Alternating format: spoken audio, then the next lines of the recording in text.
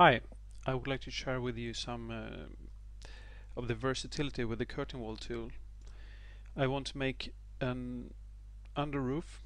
I don't know the proper word in English, but you get what it's about when you see it.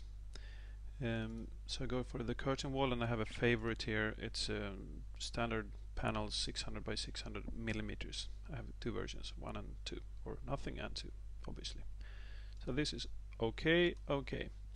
So I magic wand this one, so I can trace all the geometry. So here it comes, pretty neat, and I can take a look at this part. Here it is. I put it on the floor, and then I can do this 2450 millimeters. So I have some space for MAP stuff over here. Here you can see it's a panel system. It's what we call under roof in Swedish. Basically there are very few of these systems, so most of the users use the same. So it takes, well, 3 or 4 minutes to set up a favorite, and then you can use it on almost all of your projects. Quite easy.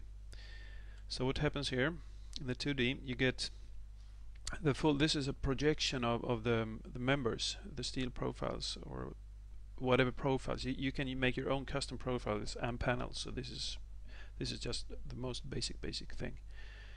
Here it's reflected, and I could override and choose continuous lines or whatever. I will measure all those profiles. I will put dimensions on it, and therefore I don't want to see the profiles in projection. I just want to see the center lines. So how do I do that? How do I do it? So I click the curtain wall system. I can do like this, and go in the settings and floor plan display here. I have two ways. This is, I can choose symbolic with overhead. Move this one a little bit. Symbolic with overhead. And what happens? Remove that one. I get only the center lines of each profile. I could also, there's another way of doing this. This I can have one curtain wall with symbolic view and one with projected view. I can override all of them in one in one strike, so to say, and I do that, of course, in model view options, which is a graphical filtering tool. Basically, I can use this schematic. Then I get this. So that was it. I just want to show you some about the dimensioning, because you probably would like to dimension. So I turn off some stuff to have a more clean drawing. I will put this on a layout, of course, and I mark this under this ceiling, and I go to document extras, automatic dimensioning, exterior dimensioning. And here you can work a little with the dimensioning settings. Remember that when I do the automatic dimensioning on whatever situation, it takes the last dimension settings you had. So if you have been doing some funky dimensioning with the elevations or stuff, you get that representation. So it's always a good idea to have some dimension favorites. Actually, if you have all the dimension favorites for all the dimensioning situations you have, it won't be that many actually. So just a couple of minutes to set them up, and then you're flying with your dimensioning. Favorites are always really good.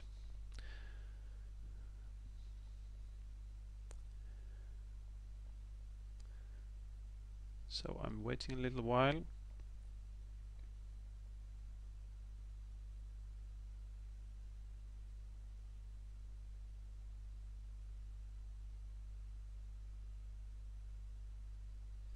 Here it is. You can try different settings here. This is normally for walls with openings such as windows or doors and stuff, and columns, all the structures.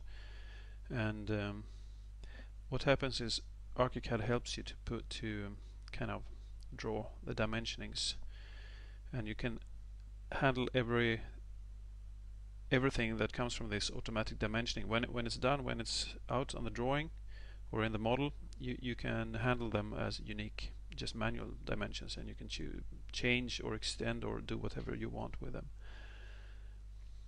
Place dimensions on 4 sides, yes. So this I can just click a vector here, and also where do I want my first line? I want it here. So here it goes. Here you get every center line dimensioned. And like I said, you can just click one and delete or whatever. So this was a few, well, an example of how you could use the curtain wall tool. It's actually, you can find new ways of using it all the time. It's very, very flexible, but when you come over the kind of basic technique or methods, then you can find your own ways of using it. It's a very, very smart tool. Thank you and good luck.